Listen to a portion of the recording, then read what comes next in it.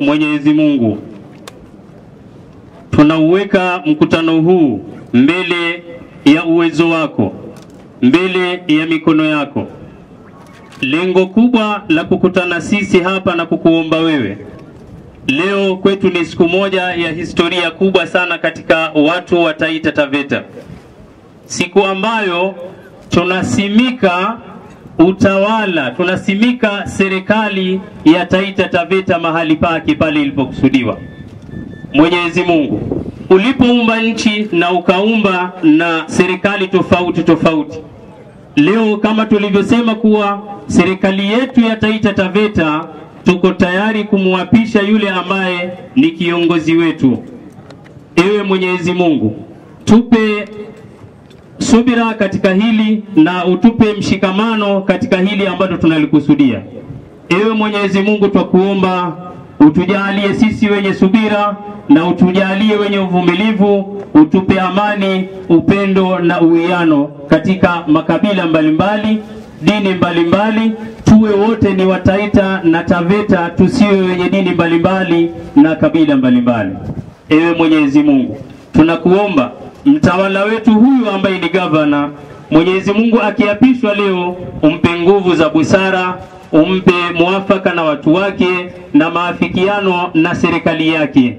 Ewe Mwenyezi Mungu, kwa haya machache tunaomba utupe umoja katika kaunti yetu, utupe muafaka wa mambo ambayo tumekusudia kuyafanya katika kaunti yetu hii. Wa sallallahu ala sayyidina Muhammadin wa ala alihi wa sahbihi wasallam. Amin, amin.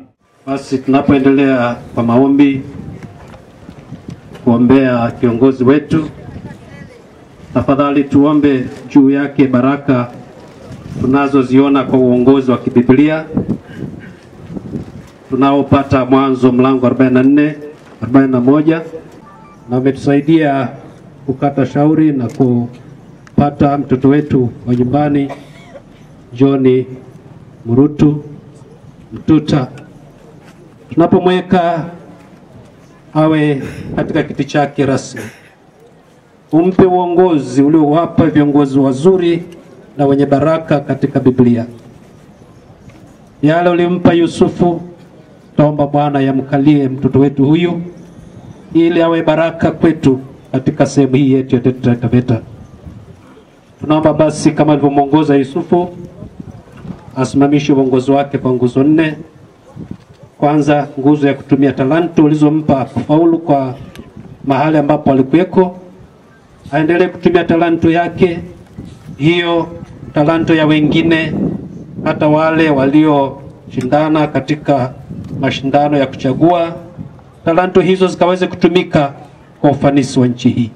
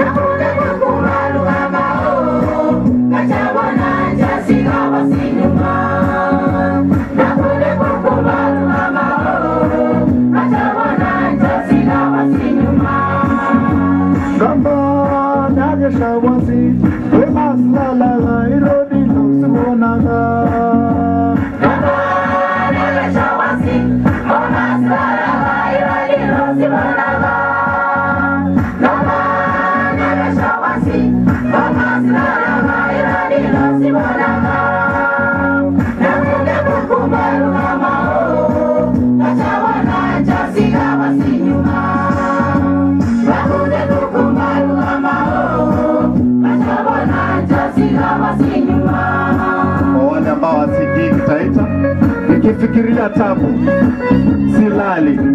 Nilifika kiwango cha kujitia kitanzi, lakini nikaona bado nikijitia kitanzi hiyo si suluhisho. Endelea kusikiliza ujumbe. Pigie Bwana makofi kidogo. Makofi kwa Bwana. Kaenda kukumbaluga angu kunyosu musimwisho wa matiriro. Nenda kujitia kitanzi au nyosumu, huo si mwisho wa shida zako.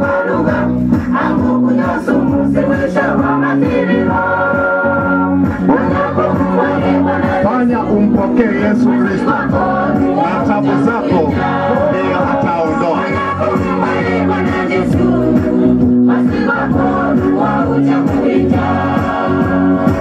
Chini kwa chini basi. Makofi kwa Yesu basi.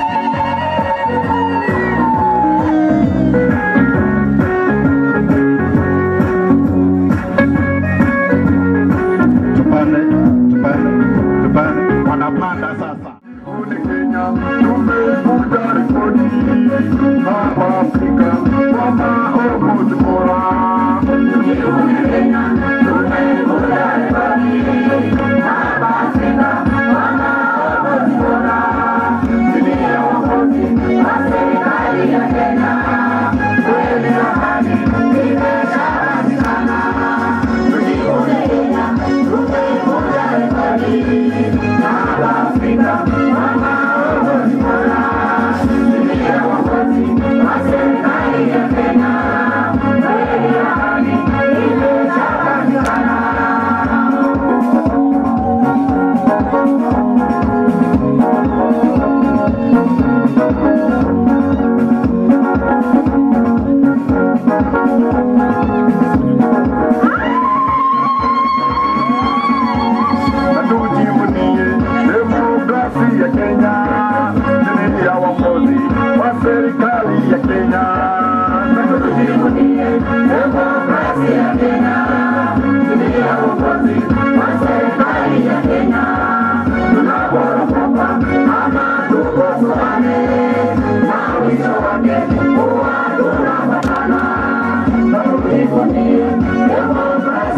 Kenya, chini ya uongozi wa serikali ya Kenya. Tunaporomoka ama tukosorane, na mwisho wake huwa tunapatana. Tumenyane hata ndani ya siasa kama kipindi kilichopita, lakini tusifike hali ya kuja kupigana. Tunataka amani, haijalishi uko wapi. Hebu tujivune na bahari ya Kenya, vile imeumbwa inavutia wengi. Hebu tujivune na bahari ya Kenya, vile imeumbwa inavutia wengi. Tunangojea ufa hata milima, nchi kavu, maziwa na bahari. Tunakupongeza, karibu sana nyumbani, jisikie uko kwako. Karibu baba, karibu gavana wetu mpendwa Mrutu. Baba tunakupongeza, karibu sana nyumbani, jisikie uko kwako.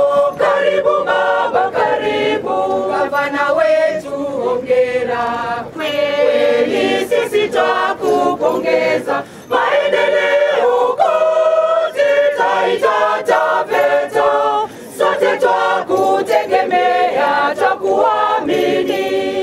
Gavana wetu hongera kweli, sisi twakupongeza. Maendeleo kote Taita Taveta, sote twakutegemea, twakuamini. Tumshangilieni baba, Baba Mrutu, gavana wetu mpendwa Mrutu, tunakupenda, hakika tunakupenda. tumshangilieni Baba Mrutu, gavana wetu mpendwa Mrutu, tunakuomba, hakika tunakuomba. Baba, tunakuomba Baba, Ahadi mlizotoa na mzitimize, ili kaunti yetu iwe na maendeleo. Baba, tunakuomba Baba, Ahadi mlizotoa na mzitimize, ili kaunti yetu iwe na maendeleo. Baba, tunakuomba Baba, Kaunti iwe na amani. Baba, tunakuomba Badamida damrogu wa mwasindao, isiane kumana hude di manyaga inyo cha mzini.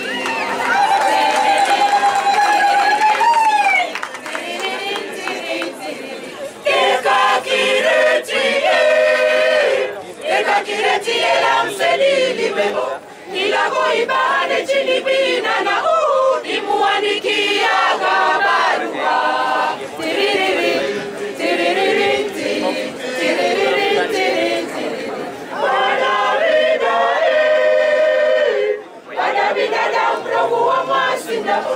Isiane kumana hude di manyaga inyo cha mzini. Tiri tiri tiri tiri tiri tiri.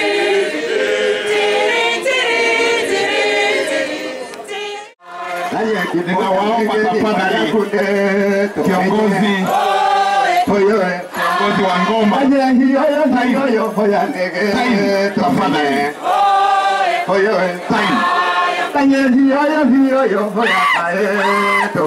kiongozi tafadhali nawaomba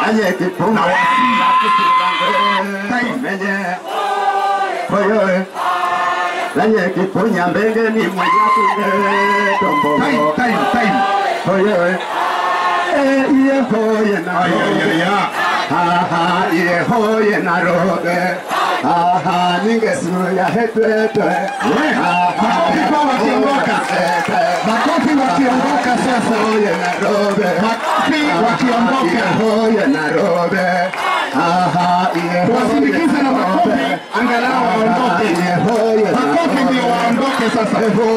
Viongozi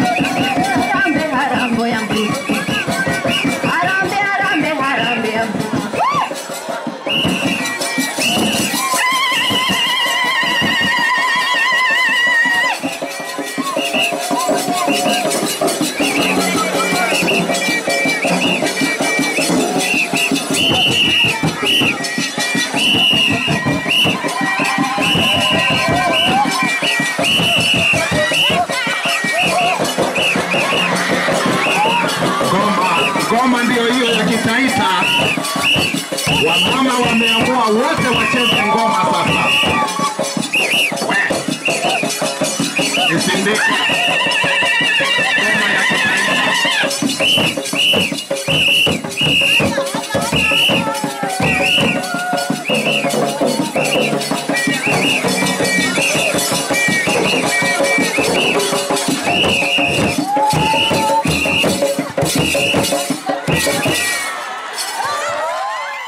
Governor, senators, our women representatives, elected representatives, clergy, all leaders, the Honorable Justice Richard Mongo, Honorable Madam Asena Ongeri, other judicial staff, Honorable Madegu, our MP for Mundani, Honorable Masdan Madoka, Madam Margaret Mokima, Honorable Eliud Mcharo, Christopher Nyange, Honorable Eliud Mamunga, all members of the County Assembly, all aspirants and contestants in the just concluded general elections, those who made it and those who will still work together for the sake of this county, other professionals, pupils, students, ladies and gentlemen, it gives me great joy to see such sweet togetherness. And I take this opportunity to recognize your presence and contribution towards this beautiful and momentous event. On 27th August 2010, Kenyans ushered in a new constitutional dispensation with the promulgation of a new constitution, which they overwhelmingly endorsed through a referendum held on 4th April 2010. The most prominent feature of the new constitution is the concept of devolution and the creation of county governments. County governments are meant to facilitate devolution by promoting democratic and accountable exercise of power, foster national unity by recognizing diversity, and to give powers of self-governance to the people and enhance the participation of the people in the exercise of powers of the state in making decisions affecting them. County governments also seek to facilitate the decentralization of state organs, their functions and services from the headquarters, and to promote social and economic development and the provision of proximate, easily accessible services throughout Kenya. On the 4th of March 2013, Kenyans overwhelmingly voted in a peaceful general election to pick their leaders for various leadership positions as provided for in the Constitution. The elections are now behind us, and Kenyans want to move forward with development activities. Today, we are gathered here to witness a historical moment in the life of our nation when we formally launch the county government through the swearing in of our first governor of the county.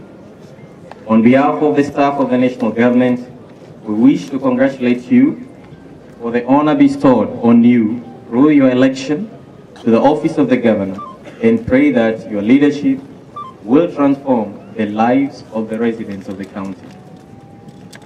As we celebrate this important milestone in the development of our democracy, we must start to focus on the challenges that come with the new system of government and the expectations of our people in the county governments.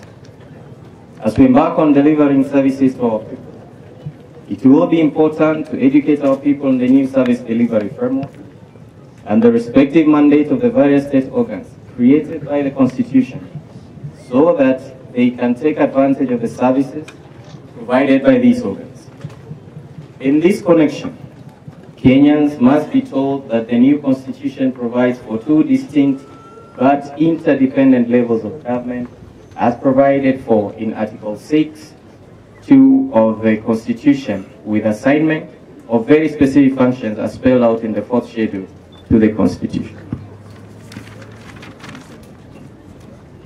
This will enable them to access services from either government, depending on the respective mandate of each level of government. To facilitate effective coordination of the functions of the county government, Parliament enacted the County Government Act, which has now come into operation.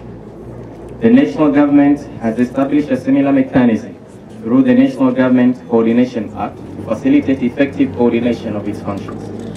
The coordination framework provided by the National Government Coordination Act does not in any way affect the functions of the county government.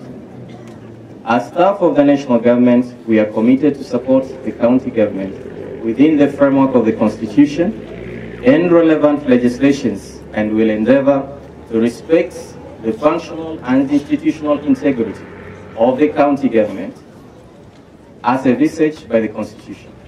So far, the County Transition Committee, in consultation with the Transition Authority, has done its best to identify suitable office and residential facilities for the governor and county staff. We remain committed to facilitate and support the county government as it sets up its infrastructure to facilitate service delivery. We look forward to working closely for the benefit of the greater public interest of the people of Kenya. God bless Taveta County. God bless Kenya. Very much, the county commissioner.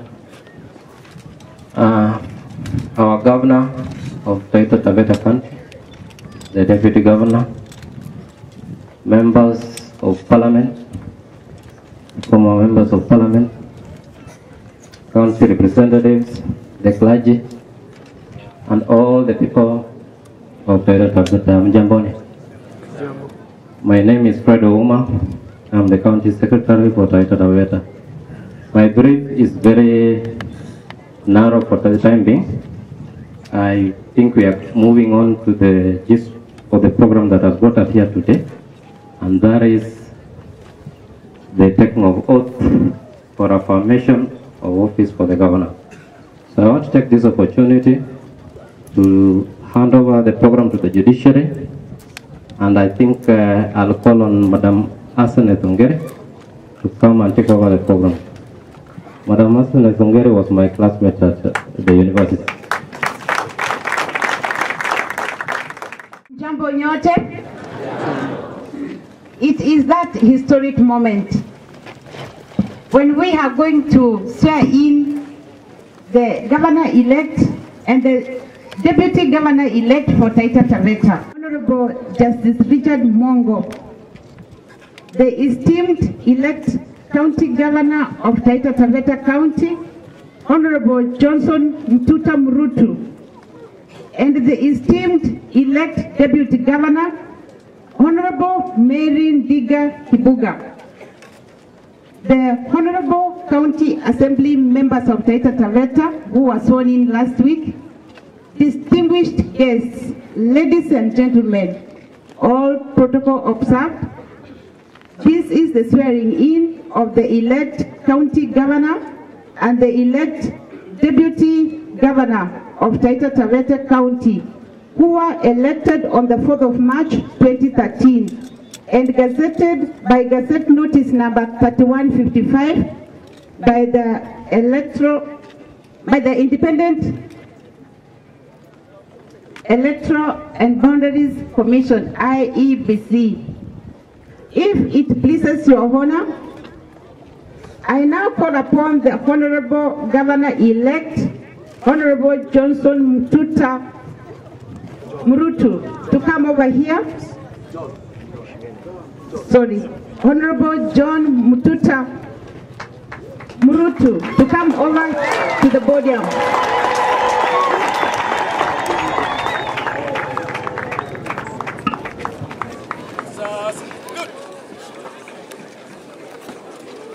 Honorable Judge Justice Richard Mongo to come over here and administer the oath of office to the governor-elect. Good afternoon.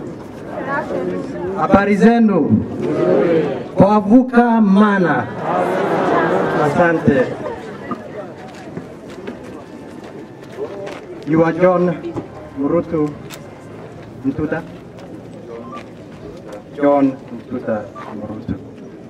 You are going to take this oath of office of governor in accordance with Section 30 of the County Governments Act, Section 31 of the County Governments Act, and the first schedule to that act. Yes, my lord. I will read the oath in Kiswahili. You will raise your right hand. Is that the Bible? You're a Christian.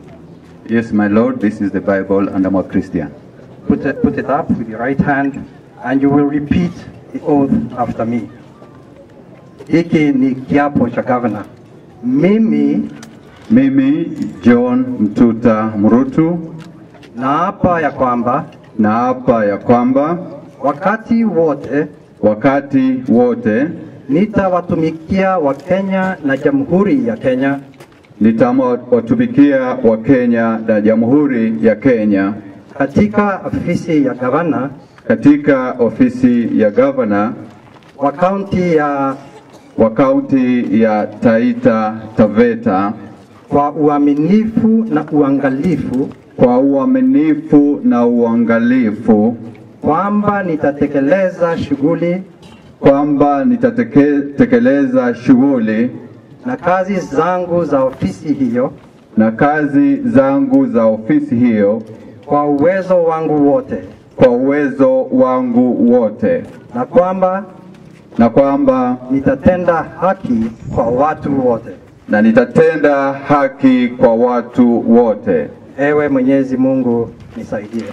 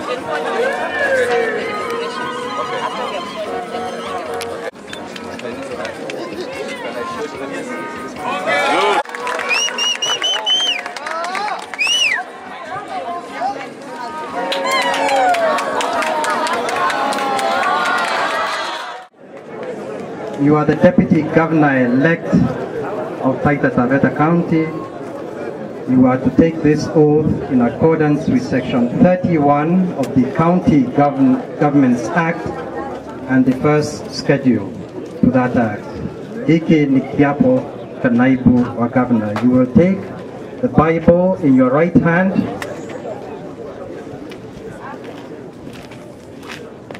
and raise it, na utarudia haya maneno. Mimi, sema jina yako. Mary Ndiga Kibuka, Naapa ya kwamba wakati wote nikiwa naibu wa gavana wa kaunti ya Taita Taveta, nitawatumikia Wakenya na Jamhuri ya Kenya kwa uaminifu na uangalifu, kwamba nitatekeleza shughuli na kazi za ofisi hiyo kwa uwezo wangu wote, kwamba wakati wote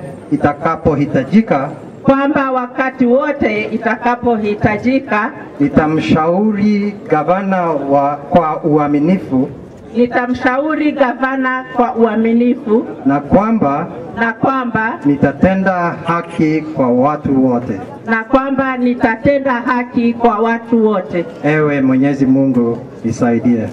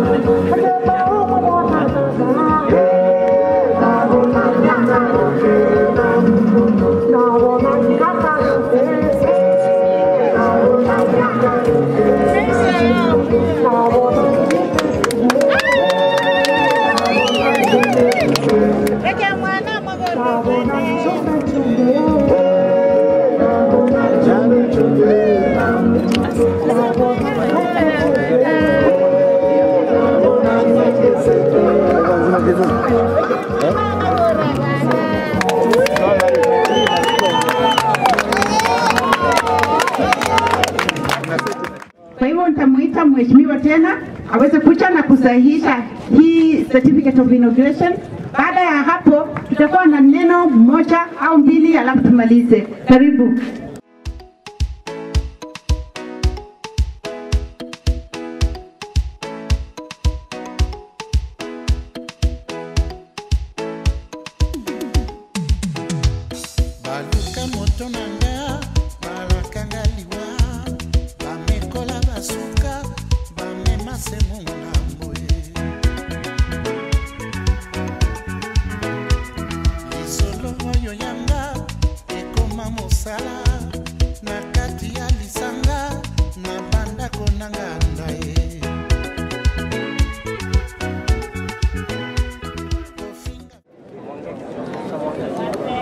Can we have your attention?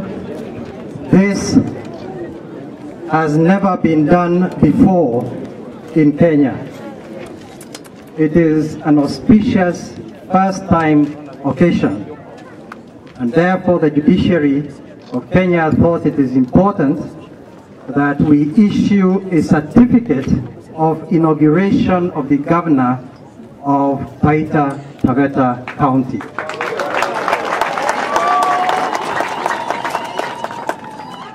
The certificate reads as follows: the judiciary hereby certifies that Honorable John Mtuta Mrutu, having been elected as the governor of Taveta County in the general elections conducted under the provisions of Article 180 of the Constitution on March 4th, 2013, has taken the oath of office in accordance with Section 31 of the County Governments Act, Cap 17. It is signed by the governor. He is now governor. And it is also signed by myself on behalf of the judiciary, dated 27th March 2013, and he is entitled to a copy of this certificate for use in his office. Governor, I salute you. This is a marvelous day for Kenya, for Taita Taveta. We had to stop the people who are singing only so that we keep within the time frame within which we must, according to the Gazette, we must conduct the swearing in. So of course, there must be more celebration, isn't it? Yes. Yes, we must have more celebration and enjoy the day to the full. It is the day for the people, it is your day. The work of the judiciary is merely to give its signature of law to it. Thank you very much, congratulations, all the best, and we wish you God's blessing as you conduct the affairs of this county. Thank you very much. Thank you very much, Your Honor. Thank you, thank you.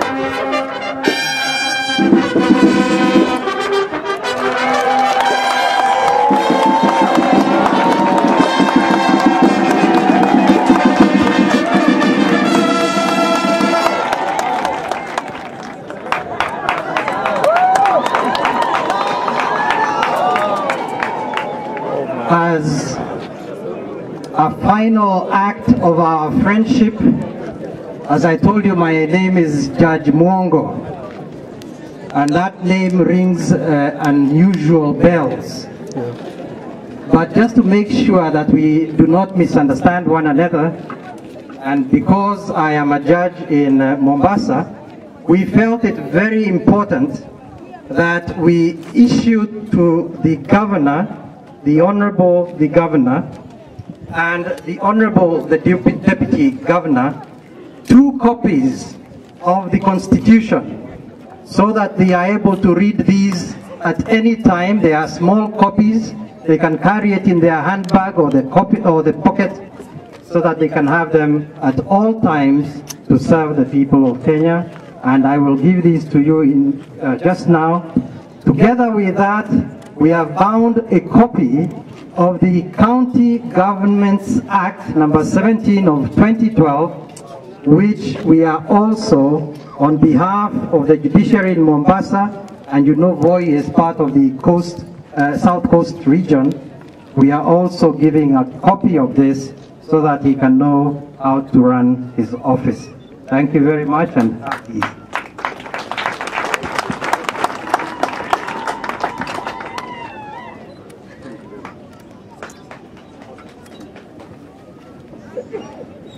I think the judiciary has finished its function. Asanteni sana. We may continue with the rest of the program in accordance with the directions of the governor and his team.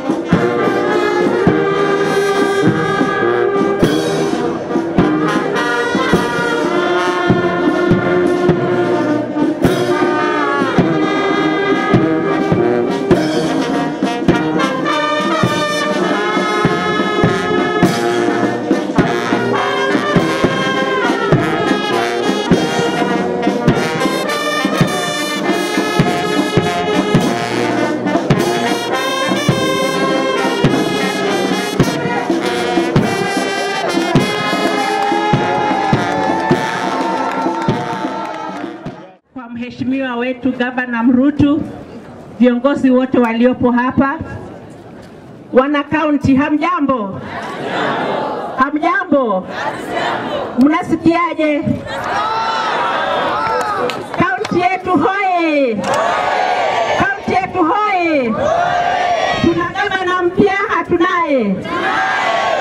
Amen. Sasa mimi nina furaha sana kwa sababu siku ya leo tumeona historia ikifanyika hapa Matunge Grounds. Hii ni siku kuu kwa sababu tumeshapata gavana wetu wa Taita Taveta County. Mimi nina furaha kuwa naibu wa gavana na ninawashukuru nyinyi wote kwa kutupigia kura, na hata wale ambao hawakutupigia kura, tuko pamoja. Sisi tutafanya kazi pamoja. Tulikuwa tumeamua ya kwamba tukipata usukani tutafanya kazi pamoja. Kwa hivyo wenzetu wote tunawaomba muungane mkono na sisi tujenge jimbo letu la Taita Taveta. Nina imani sana na kabisa ya kwamba sisi wote tukiungana jimbo letu litainuka. Kwa hayo machache ninawashukuru pia kwa sababu mliendesha hii shughuli ya upigaji kura kwa amani na salama, na yote ni kwa sababu ya Mwenyezi Mungu. Kwa hivyo ninawashukuru tena. Chamten sana bakundwa, mrasimilo na mwendelevo rubo, tuko pamoja katika kazi hii ya kujenga taifa, jimbo letu la Taita Taveta. Mimi nitachukua nafasi hii kumkaribisha gavana wetu Engineer John Mtuta Mrutu aje aongee na nyinyi. Nataka kutambua uwepo wa Mheshimiwa Thomas Madego, mbunge wa Bundanyi. Nataka kutambua uwepo wa spika wa bunge letu Mheshimiwa Maganga Meshak Maganga. Nataka kutambua uwepo wa Mheshimiwa Masden Madoka, Mheshimiwa Eliud Mamunga, Mheshimiwa Eliud Mcharo, vile vile presiding judge Justice Bongo, magistrate Asanatha, kuna wababa askofu wako hapa, kuna wachungaji wako hapa, kuna mamaalimu wako hapa, kuna wale wote ambao wanashughulika na mambo ya biashara, vile ranchers, miners na viongozi wengine. Mabibi na mabwana, hamjambo? Hamjambo tena? Leo speech yangu imeandikwa Kizungu, lakini labda kabla sijaisoma niseme machache. Kwanza ni kutoa shukrani kubwa kwa watu wa Mwatate kwa ukarimu wao. Manake hapa tuko ni Mwatunge, ni katika eneo bunge la Mwatate, na tangu tuanze kupanga shughuli hii tumeona mkono wao wa ukarimu, na nataka kuchukua nafasi hiyo kuwashukuru sana.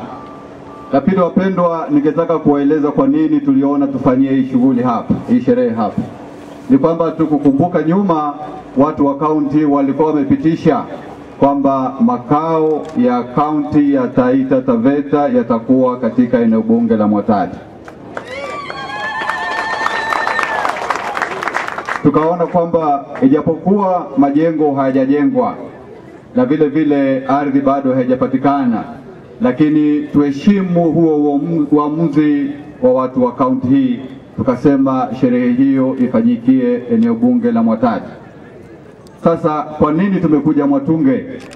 Mwatunge tumekuja kwa sababu nataka kuwapatia siri moja. Nafikiria mkiangalia upande wa huku mnaona shamba la mkonge, si ndio? Si mnaona lile?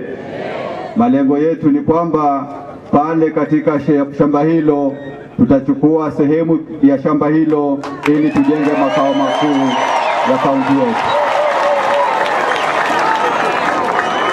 Na nataka kumshukuru Mheshimiwa Masden Madoka, ameanza hiyo shughuli, alianza miaka 2 iliyopita kutafutia mahali pa kujenga makao makuu, na kazi hiyo nataka kumhakikishia kwamba tutaifuatilizia haraka iwezekanavyo ili tupate shamba pale la kujenga makao yetu makuu. Tukichagua Mwatunge tulikuwa tunajua kwamba hakuna miti, tulijua kwamba tutachomwa na jua na vile vile kutakuwa na vumbi, lakini nikaona ni muhimu tuanze mahali ambapo pana tabu, ili tunapopata mahali pa kujenga makao makuu, basi sote tukumbuke umuhimu wa kupanda miti na kupanda nyasi, ili miaka 5 ijayo tuwe kwenye mahali penye kivuli. Lingine katika sherehe hii ya leo, nafikiria mmeona kwamba wale ambao tuwachagua kama wabunge hakuna hata mmoja yuko hapa, na vile vile senator elect wetu aliko hakuna mmoja yuko hapa. Wacha nisahihishe kidogo, tuna mheshimiwa Mwadegu hapa, lakini iliyoko ni kwamba kuna shughuli muhimu zinazoendelea kule Nairobi. Kesho pia na wao wanaapishwa, na hivi leo wanakutana mikutano kadha wa kadha ili kujipanga katika uchaguzi wa spika. Sasa wakaona kwamba ni vyema wale wengine watangulie, na wakaomba kwamba tuwaombee radhi kwenu, lakini wakamtuma mheshimiwa Mwadegu aje hapa awakilishe. Kwa hiyo nataka kuwahakikishia kwamba mkiwaona hawako, msione kwamba wamesusia hii sherehe, ni vile kwamba wana hiyo shughuli ambayo ni ya muhimu sana kule Nairobi, na ndio maana wako kule na hawako hapa. Tumeelewana wapendwa? Kwa hiyo naomba muwapigie makofi hata wao. Alafu lingine niseme ni kwamba County Commissioner Rashid Katoro ameagusia kidogo, ni kwamba kuanzia hivi leo tuna serikali mbili. Tuna serikali ya kitaifa na serikali ya county, na majukumu ya kila serikali yamepangwa katika katiba schedule 4, na nataka kuhakikishia kwamba tutahakikisha kwamba yale mapenzi ya watu wa Kenya ambayo yako katika katiba, hayo yote tumehakikisha kwamba yametekelezwa, na yale majukumu ya serikali ya county mimi nitahakikisha kwamba yametekelezwa, na yale majukumu ambayo ni ya serikali ya kitaifa tutawasiliana na county commissioner na wale maafisa wengine wa serikali ya kitaifa ili tuhakikishe kwamba hakuna mgogoro. Leo katika gazeti kuna story moja ambayo haikunifurahia, ni kusema kwamba tunanyang'anyana nyumba na DC wa Bundani. Nataka kuambia kwamba hiyo si kweli. Mimi kitu ambacho nimejitolea ni kwamba nitafanyia watu wa county hii kazi, na sina haja ya kunyang'anyana nyumba na county commissioner ama DC yeyote.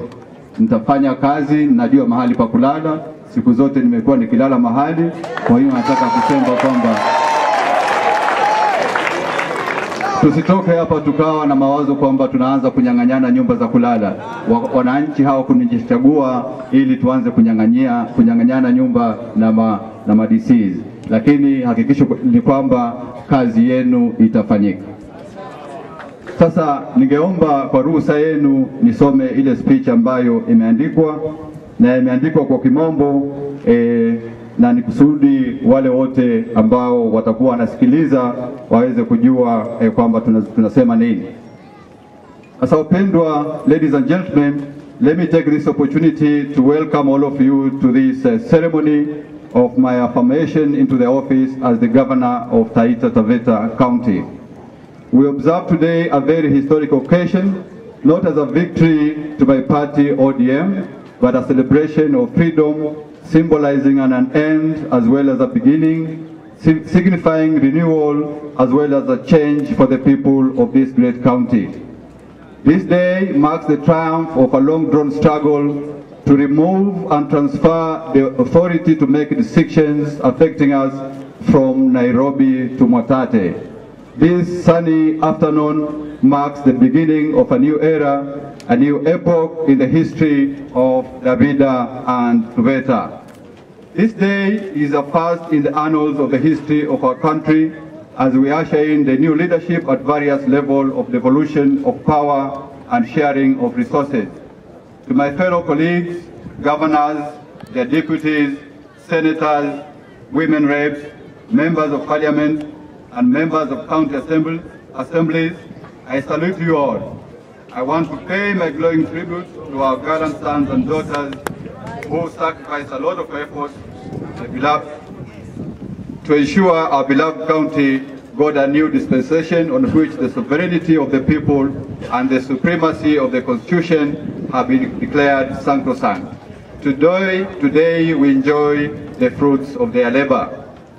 I would like to take this early opportunity to thank all those that supported us in this campaign. There are those who stopped their normal business activities to move around the county with us. There are also those who assisted me in the background. To all of you, I wish to say thank you very much, and I shall be forever indebted to you, as it is not possible to put a value to this goodwill. I wish to thank the voters all over the county for the manner in which you conducted yourselves during the campaign period and also during the voting, which was done very positively. When I started this journey of garnering for political office about 3 years ago, I knew in my heart that the task would be daunting. It was going to be no mean feat. It was expected to be an uphill climb. In fact, making the decision to throw my hat in the ring was one of the most difficult crossroads in my entire life. Others laughed off my idea, while many urged me on. I want to dedicate this victory to all my friends who supported me during this trying time of making such a hard choice, and also those who knew and rightly saw the economic disadvantage that was at our disposal compared to our opponents, and who believed that with the Almighty God's blessings, everything was very possible. I'm gratified that the majority of the voters in our county chose me to be the governor of this county. To my campaign teams and to the voters, I say a big thank you again. It is not possible to mention everybody by name, but I must acknowledge the following persons for their selfless contribution. The overall chairman of my committee was John Maganga. I also want to acknowledge Bishop Meshach Nyangala, who was the chairman of Voi constituency. Please give him a round of applause. Mr. Lewis Mgendi, who was the chairman of my team in Bundanyi. Mpigeni makofi. Mr. Bristol Mwazige, who was the chairman in the Mwatate constituency. Mr. Nashon Mkunde, who was the chairman of my team in Taveta constituency. I would also like to recognize Mr. Juma Mwalimu, who was the chairman of Friends of Mruti Lobby Group. Ongezeni makofi kidogo tafadhali. Mr. Sadiq Ridhiwani, chairman of Taita Taveta Youth Agenda Lobby Group. Mr. Octavian Muganga, the coordinator of Community Development Partnerships throughout the county. Mr. Gabriel Ngeti, coordinator of Mrutu Development Lobby Group. And I would also like to pay tribute to my secretariat that was led by the Deputy Governor, Madam Mary Ndiga Kibuka, Mr. Alexander Kubo Mangeka, Mr. Geoffrey Kimonge, Madam Evelyn Mcharo, and Mr. Kenio Mare. You all know that politics is a taxing engagement. It requires patience and sacrifice.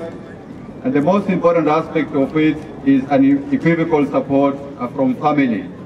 To my family, I say thumbs up. And I take this special moment to thank my companion of many years, my fault, my sanctuary, the love of my life, Hope Murutu, who has been my companion for many years.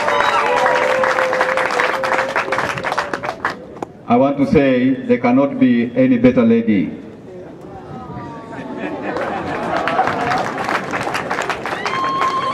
I also wish to thank my wonderful children, Dr. Sylvia Nyanyu, who has not been able to be with us today because of engagement at work, Teresa and Perry, and my son-in-law, Samuel Mdachi.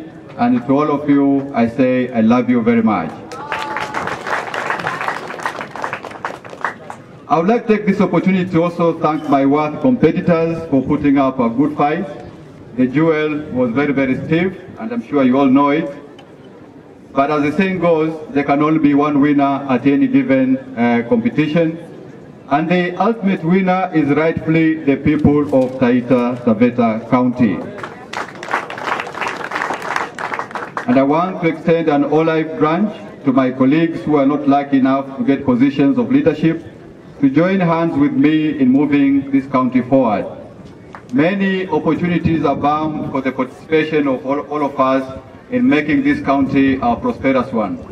My government shall be built on the tendency of inclusivity, tapping on the wealth of our diversity to achieve optimum success. Please join this train. Its coxswain is a safe bet, and it is bound to deliver on the pledges I made to you. If I may quote the late President John F. Kennedy on his inaugural address to the American people, he said, "Let both sides explore what problems unite us instead of belaboring those problems which divide us." I wish to assure you that the government will be formed and constituted on the premise of consultative leadership. It will be a listening government based on the proven strength of my character and background as a manager of repute and astute leadership credentials. As a listening manager, I'll be patient to your ideas, your suggestions, and your needs. We shall strive at all times to embrace good governance, transparency, and accountability. I will promote full participation of either gender, the disadvantaged, and minority groups in managing the affairs of this government. I'll also subscribe to being a team player because each one of you knows that teamwork wins the day. At the end, teamwork wins the day.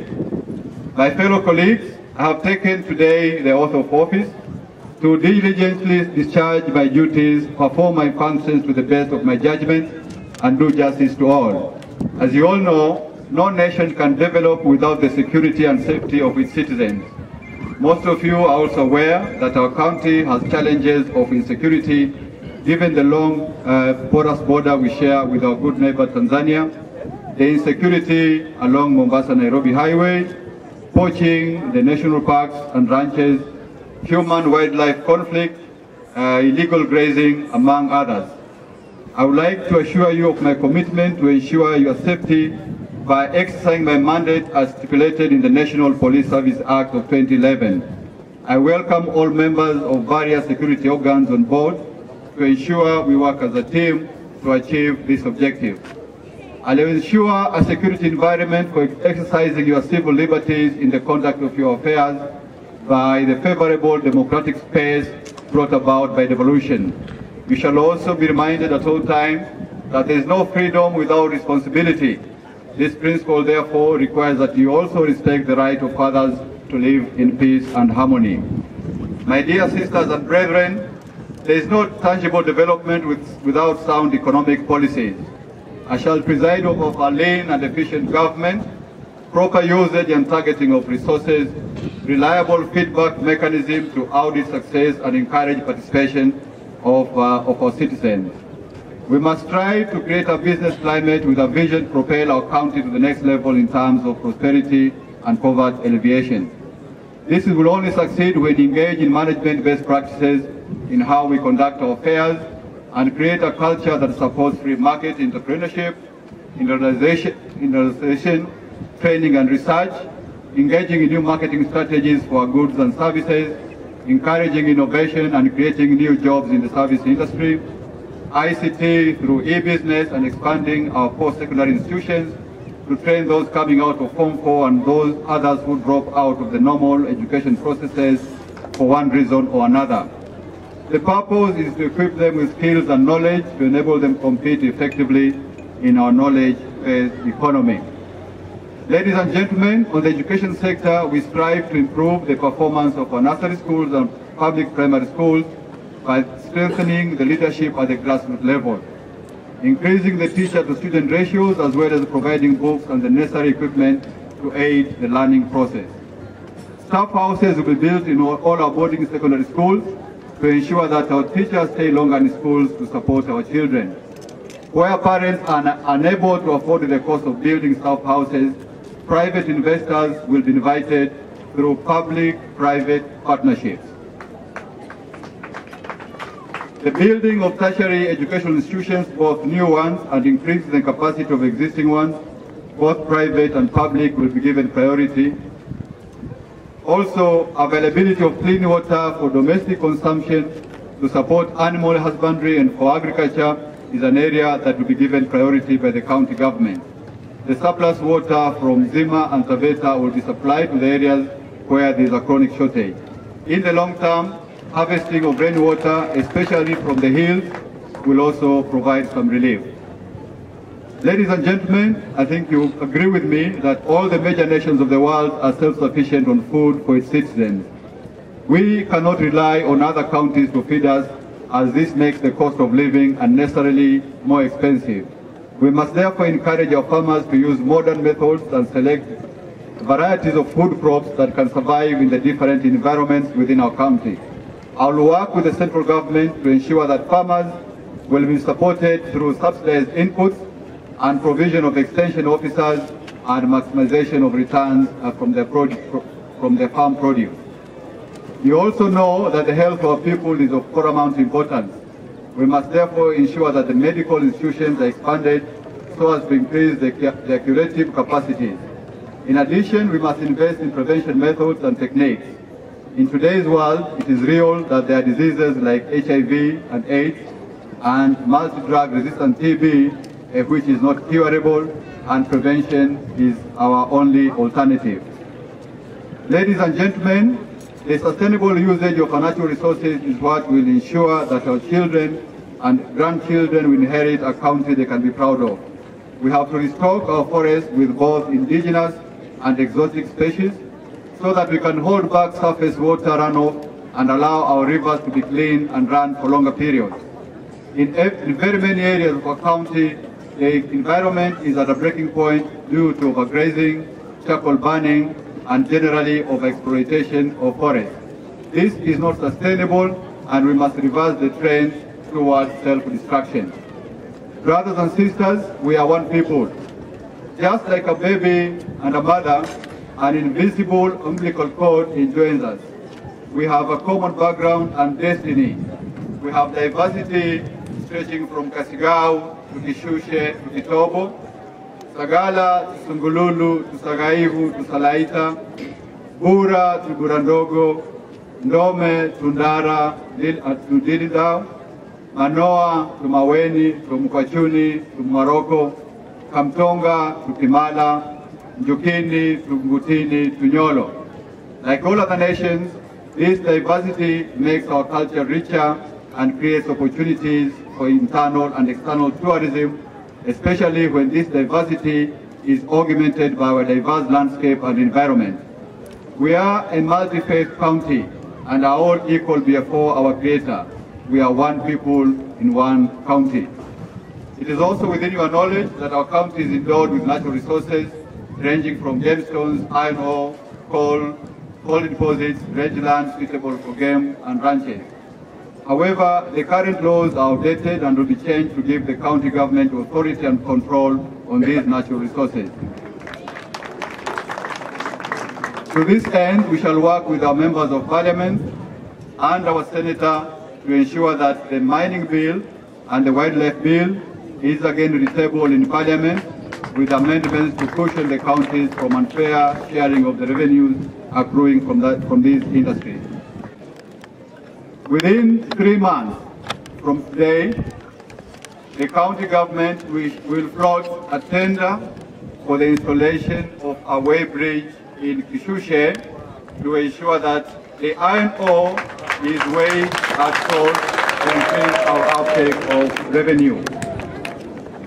Additionally, we shall set up an iron smelting plant in Kishushe, and within 6 months from today, a public international tender will be floated so that all those nations and any company that wants to partner with us in the building or a smelting plant in Kishushe can come on board.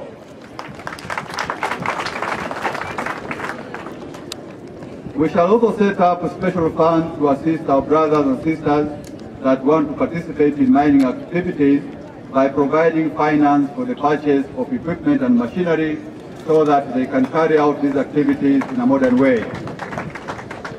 And the offices of the extension officers for the mining sector shall be relocated from Mundanyi to Kasigao and Mwatate, where the mining activities are taking place. For our group ranchers, we intend to assist this particular sector as well, so that they can restock the ranches and enable them to sell cattle instead of selling grass as is happening at the moment. Ladies and gentlemen, we have the opportunity that has come with the devolution to enact laws in our county assembly and lobby for national legislation to improve on the percentage of benefits we get from the park fees both at Savo East and West National Park. In this regard, I can already assure you that we have commenced dialogue with the KWS, and very soon we are going to be having meetings with the management of KWS to see what we can already do with existing laws so that we can increase the sharing of the resources from these national parks to our county.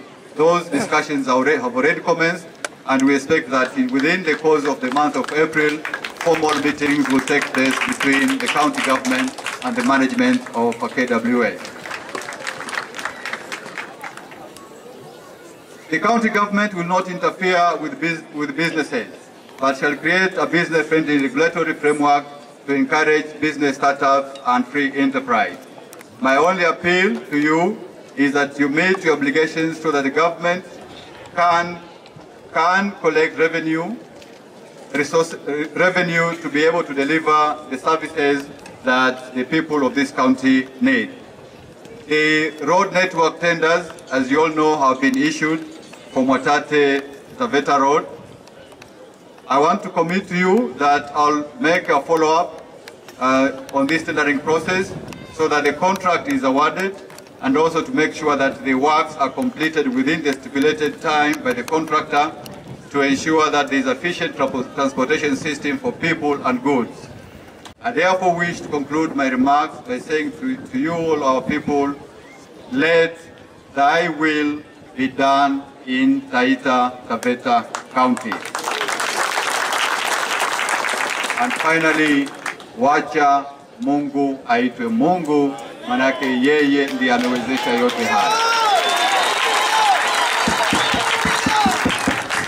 Thank you all, and may God bless you.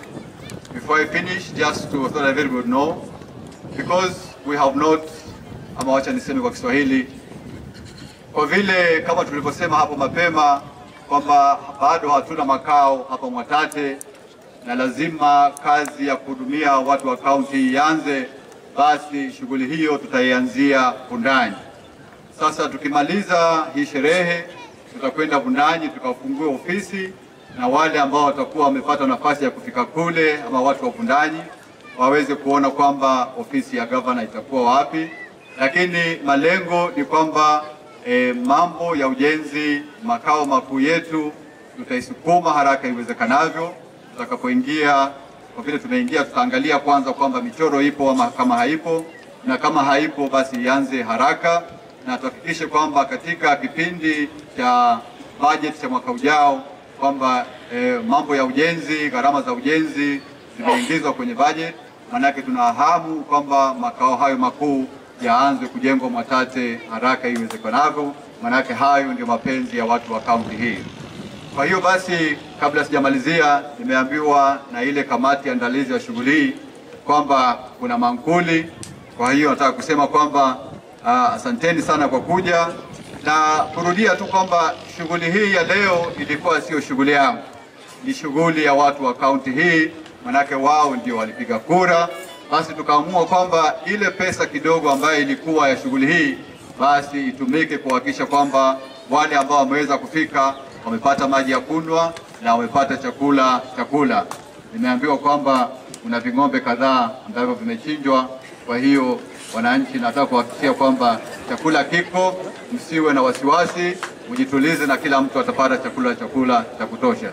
Asanteni sana wapendwa, na Mwenyezi Mungu akawabariki. God bless you all. Thank you.